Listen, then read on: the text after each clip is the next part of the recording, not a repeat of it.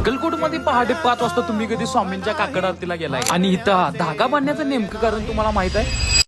तर खूप दिवसापासून अक्कलकोटला स्वामींच्या दर्शनाला जायची इच्छा होती आणि मग स्वामींच्या मनात आलं आणि आमचा योग जुळून आला. लगेचच कोल्हापूर ते अक्कलकोट रेल्वेचं तिकीट बुक केलं आणि दुपारी 3:30 वाजता कोल्हापूरहून सुटलेली रेल्वे रात्री 9:30च्या सुमारास अक्कलकोट मध्ये पोहोचली. मग रात्री मंदिरात आम्ही महाप्रसाद घेतल्यानंतर राहण्यासाठी एक प्रायव्हेट रूम बुक केली आणि इथे आमचा प्रवासाचा दिवस संपला. दुसऱ्या दिवशी सकाळी पहाटे 4 ला उठून आम्ही आंघोळ वगैरे आवरली आणि 5च्या काकड आरतीसाठी आम्ही स्वामींच्या मंदिरात जाण्यासाठी निघालो आणि थोड्याच वेळात मंदिरामध्ये आरतीसाठी पोहोचलो.